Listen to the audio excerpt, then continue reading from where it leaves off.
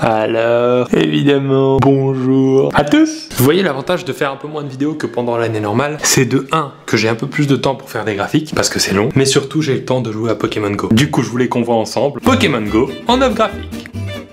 Ce point graphique montre ce que j'ai l'impression qu'il dure plus longtemps depuis que j'ai Pokémon Go. Déjà, la batterie de mon téléphone semble durer beaucoup moins longtemps, mais ce qui me paraît interminable, c'est le temps d'attente quand je lance le jeu Pokémon Go. On est d'accord que l'écran niantique, il dure 2 heures. Voyons pourquoi j'ai décidé de partir à la plage cet été. En petite partie pour surfer, en moyenne partie pour bronzer, mais surtout pour avoir plus de chances de trouver un Aquali. Bah quoi, il est super fort Aquali. En ce moment, les raisons pour lesquelles je suis en retard au boulot sont rarement parce que les bus sont en grève, mais bien plus souvent parce qu'il y a quand même un Pikachu pas très loin. Attends, ça vaut le coup de faire un détour, non? Les raisons de ne plus être ami avec quelqu'un avant Pokémon Go, c'était parce qu'il avait dragué ma copine, parce qu'il me devait de l'argent ou encore parce qu'on n'avait plus les mêmes centres d'intérêt, alors que maintenant c'est juste parce qu'il est dans l'équipe jaune et que je suis dans l'équipe bleue. Bah oui, mais j'ai des arènes à défendre, désolé. Regardons ensemble la courbe de mon activité physique en 2016. En début d'année c'était assez faible, puis j'ai repris le sport donc ça allait mieux, mais depuis qu'il y a Pokémon Go, je bouge beaucoup plus. D'ailleurs, pourquoi je cours tous les matins? En petite partie pour me tenir en forme physiquement et en grande partie pour faire éclore mes œufs de 10 km. Si ça se trouve, les marathoniens ils s'entraînent depuis des années juste pour être meilleur à Pokémon Go. Ce que je supporte plus dans la rue, c'est simple. Déjà, le nombre de déchets par terre, ensuite le nombre de gens qui ne regardent que leur portable, mais surtout le nombre de roucoules que je croise. Eux et les ratatas, je n'en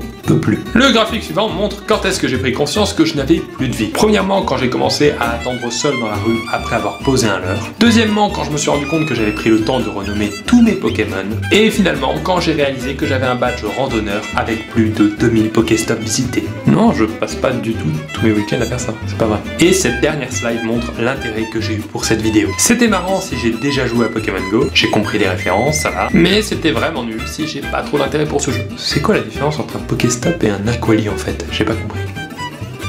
Voilà, merci à tous d'avoir regardé cette vidéo, j'espère que ça vous a plu. Pour ceux qui n'ont pas compris toutes les références, téléchargez le jeu, jouez 4-5 heures et revenez voir cette vidéo. En vrai, l'équipe jaune, je vous déteste pas. Je sais même pas encore le niveau pour choisir mon équipe. Dites-moi dans les commentaires quelle équipe il faut que je choisisse, je n'en sais rien. On se dit à lundi pour une nouvelle vidéo. Bien sûr, abonnez-vous, je sais pas pourquoi je fais ça. Et moi et mon sac de nœuds, on vous dit merci. Il y a un Pokémon qui vient d'apparaître. Oh, un petit art. Je sais pas celui-là. Ne ressort pas. Vous aurez une vidéo lundi, vous inquiétez pas.